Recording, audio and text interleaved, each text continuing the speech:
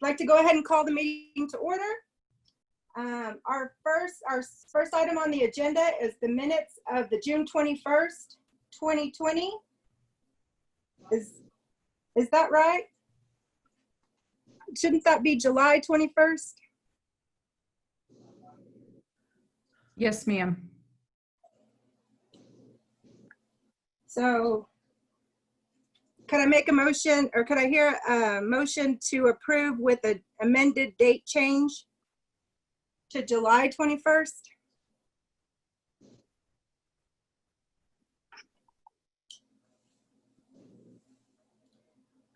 Motion is moved by Laura. I just need a second.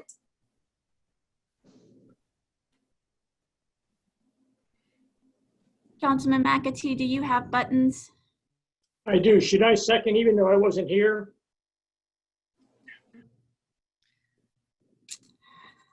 I'll second. Yeah, we're gonna need you to vote on it regardless because we have to have that for quorum. It looks like Jessica seconded it. Yes. With vote.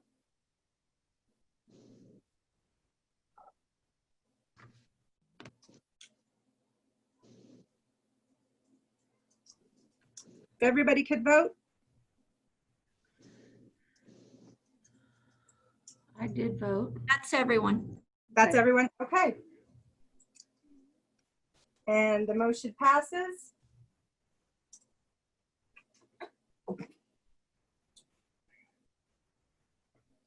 Sorry, my screen is on delay.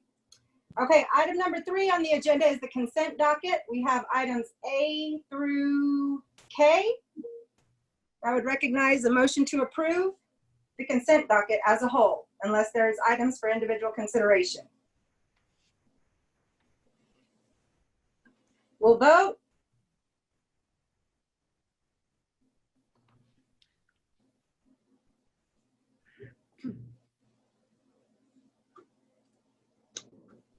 Consent docket has been approved. Thank you.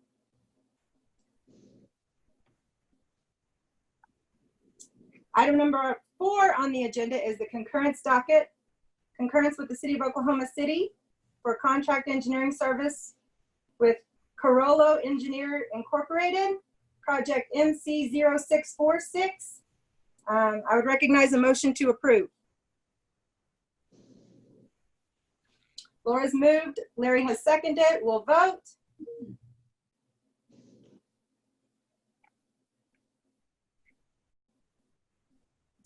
Motion passes, thank you.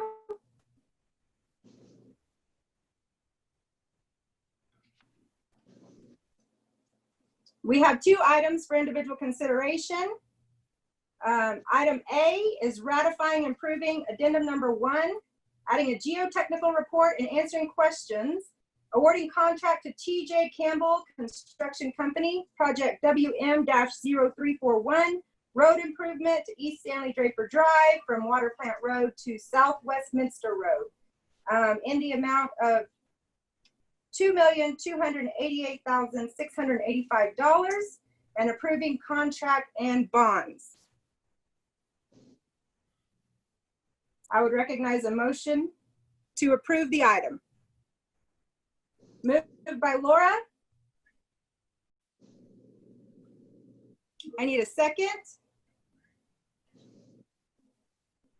Seconded by Larry. We'll vote. Item is approved.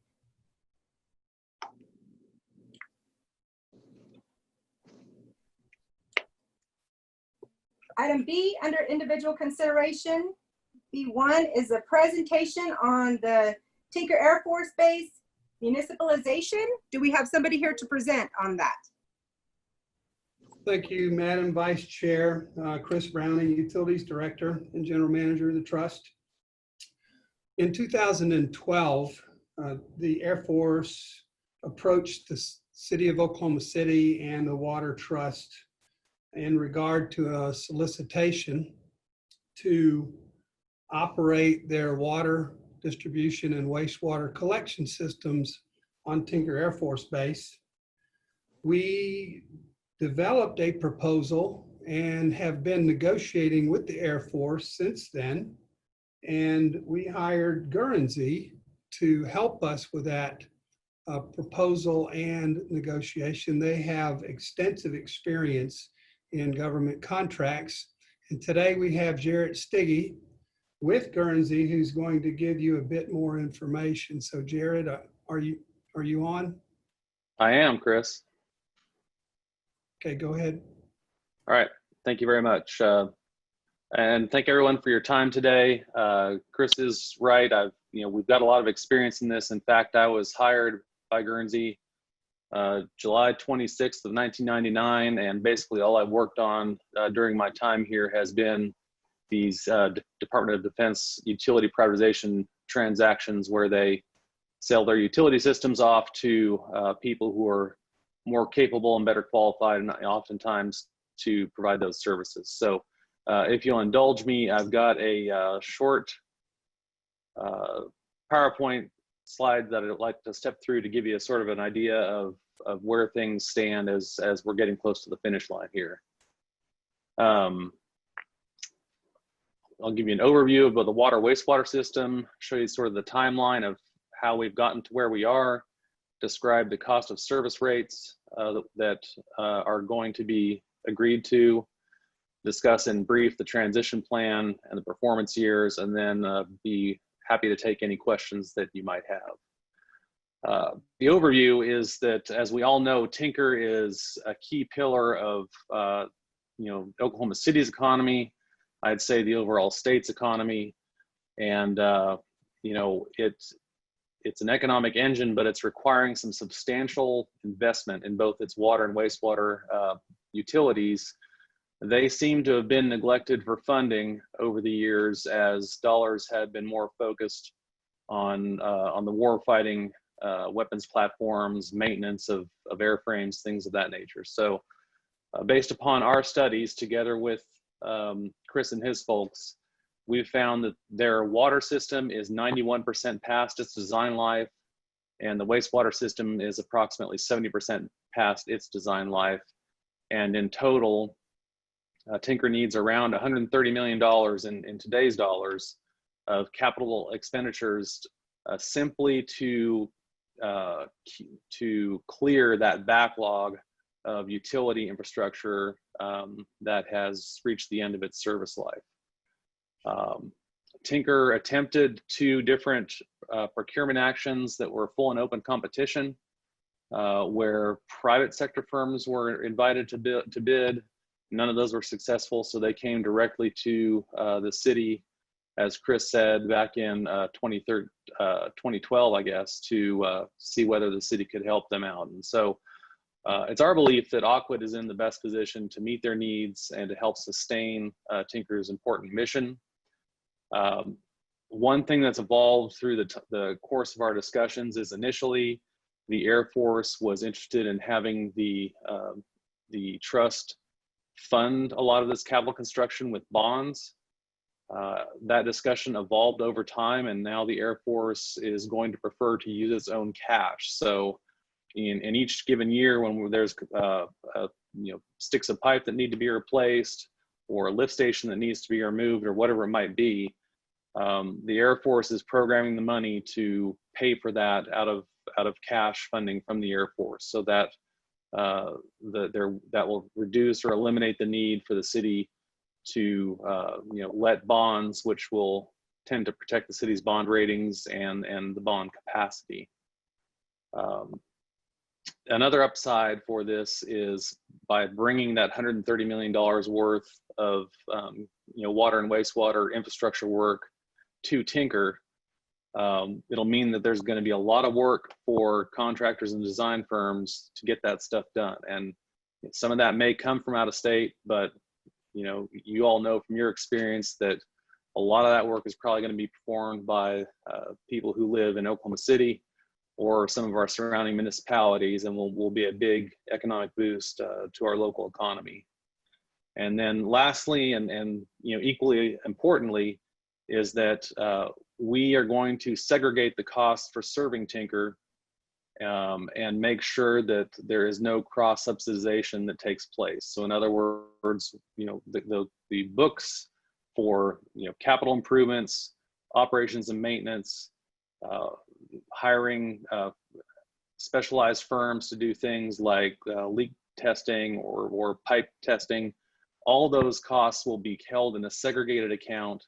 And at the end of the year, those costs are bundled up and charged to Tinker, such that none of the other ratepayers from outside the gate will be expected to pay a single penny of what it costs us to serve the Air Force Base. The timeline, I won't go into this in detail because it's quite lengthy, but you can see that in 2013, the RFP was given to the trust and the city to begin working on this. In 2014, the city put out a competitive procurement and hired Guernsey and NWH at that time to assist them in 3 phases of this work. The first phase being the procurement phase, which is what we're in right now. The second phase being transition, which I'll talk about in a minute.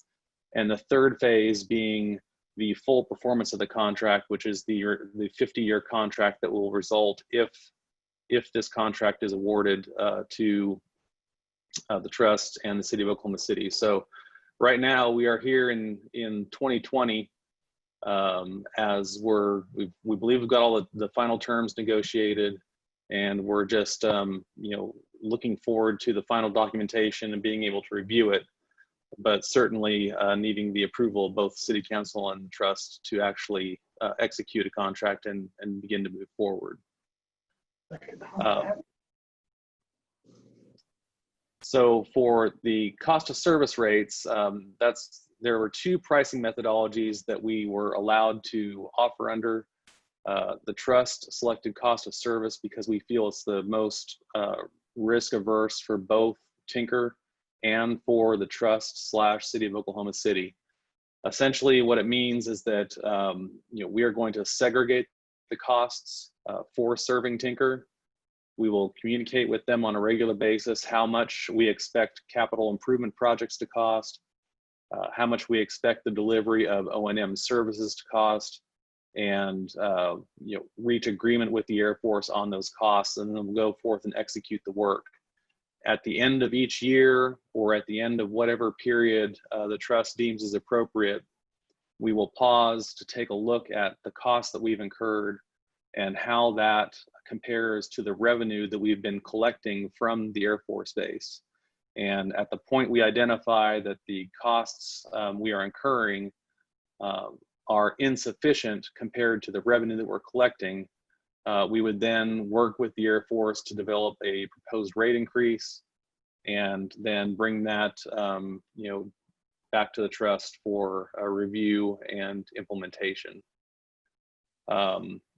Again, I don't mean to harp on this, but this process is specifically and explicitly designed so that all the costs of serving Tinker stay with Tinker and will be paid by Tinker, and that there's no cross subsidization from other Aqua customers or ratepayers for the work to be performed out there.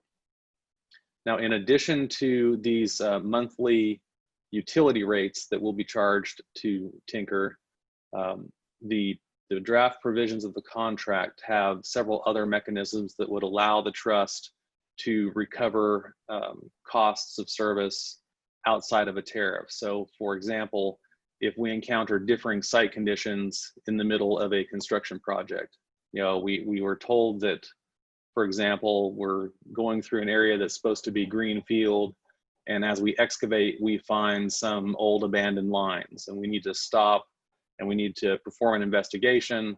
There's delay costs there, there's extra excavation costs there. That's a differing site condition. We can document those additional costs, submit them to the contracting officer, and he or she has the authority to essentially write us a check, a one-time check, to make us whole for that, such that we don't then have to later incorporate that into rates. That same process is also available if they have new service requirements, which could mean either a new facility they want us to connect to, or a new use within an existing facility that would require, for example, a larger main or something like that that would require a new service connection. We're also entitled to equitable adjustments. Equitable adjustments are, for example, in the RFP, they told us there was no lead-based paint on any of the infrastructure they proposed to convey to us. If one of the well houses they give us, we perform, in our due diligence testing on the paint before we begin to work on it, and we find lead-based paint. That would be something what we could submit for an equitable adjustment. Same thing goes for environmental liabilities, and same thing goes for changes in law or regulations. So all of that, which is to say that in addition to recovering the cost of service through these regular monthly rates, there are multiple opportunities through the language of the contract that we can go to the federal government, and assuming we have a justified and documented case, the contracting officer has the authority to make those payments to us outside of the regular utility rate process. As far as transition plan, it's quite lengthy and involved. The Gantt chart you see off to the right is just a sample. It's actually many pages. We have a 12-month transition that we'll go through, and that 12 months was something we proposed prior to the emergence of COVID-19. So it could turn into something that's greater than 12 months. We've visited with the government, the federal government, about that, and they understand and agree that we may need to extend that period. But the purpose of the transition period is essentially for the city and its contractors to be able to go on site and become familiar with the utilities that are out there, to develop a lot of plans that we need in order to safely own, operate, and maintain the infrastructure, to perform some investigations that will help inform how we go about beginning to renew and replace that infrastructure, and looking at things such as eliminating some of the 53 lift stations that they have out there. Conveyance of the actual infrastructure and the legal responsibility for operating infrastructure does not begin until after transition is complete. So that 12-month period is really just a ramp-up period where we're out there, we're doing work, but we don't have ownership or responsibility of the system until it is conveyed to us via that bill of sale, which will happen at the end of 12 months or potentially at a later date, depending on COVID-19. And then once transition is completed, we move into the period of full performance. This is a 50-year contract. The bar chart off to the right represents the capital expenditures that we have projected for each of the contract years. You can see that in years 1 through 20, there's a pretty significant capital expenditure plan, and that's primarily related to what I said at the outset of my talk, which is that the water system is 90% depreciated, the wastewater system is 70% depreciated. We are moving, pretty aggressively to address those lines that have exceeded their service life and get those replaced, so that the overall mission of the installation can be sustained. Once we get to year 21, that major capital expenditure program has essentially been concluded.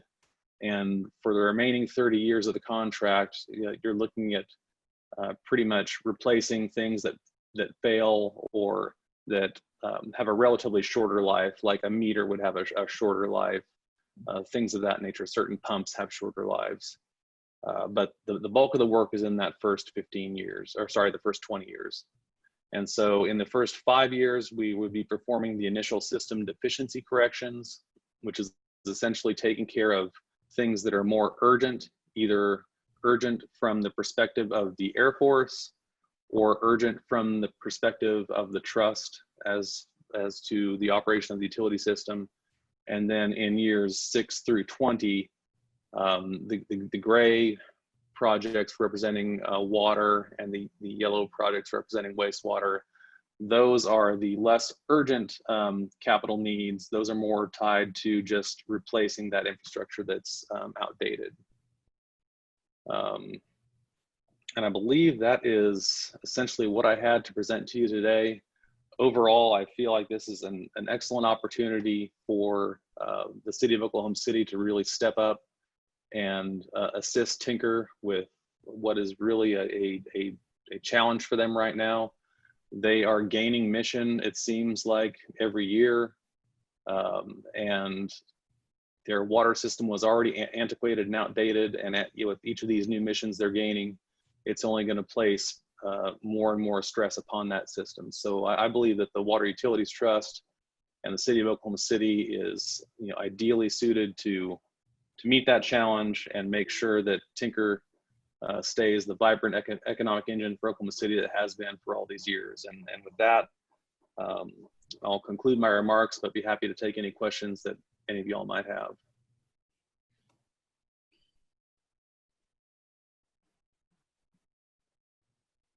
Good here.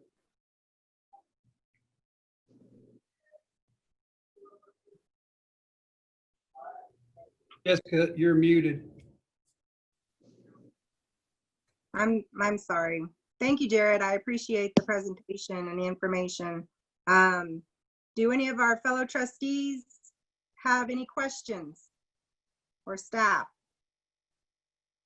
Jessica, I do not have questions, but I do want to commend Jared and Guernsey and the staff for all the hard work that's gone into this.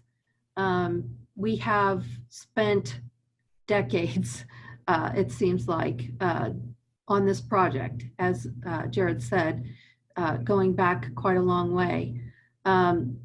We're still not totally across the finish line, still need the feds to sign off on the agreement, but I think that this is a big day for Oklahoma City, for our support of Tinker Air Force Base, which has always been unwavering, but an opportunity for us to provide a service to them that we really specialize in. And it's really a great effort by everyone involved in this.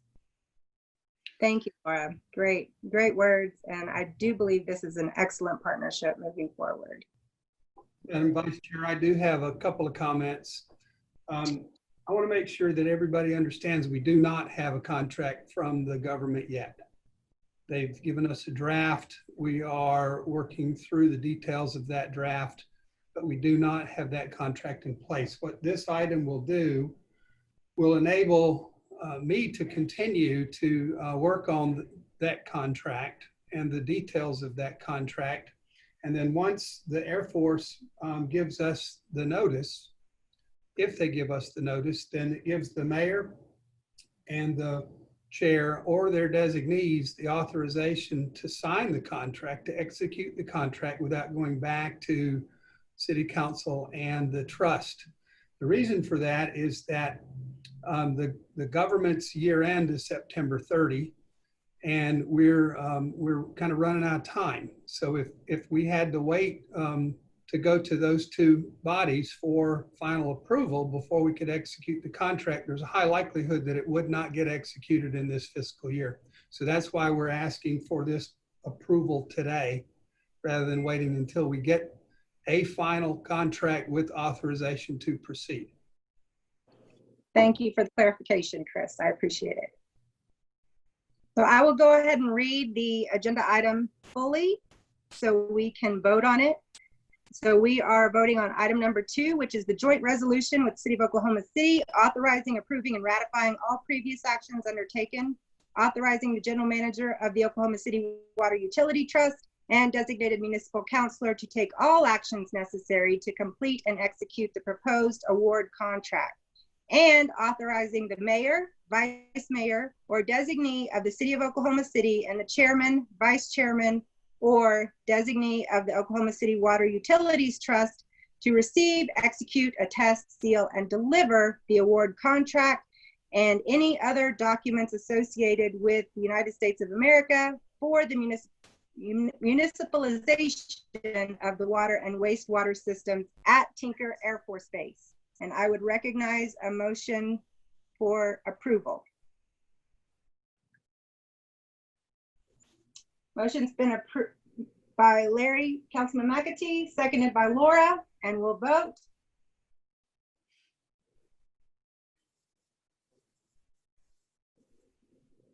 And it has passed. Thank you all so much.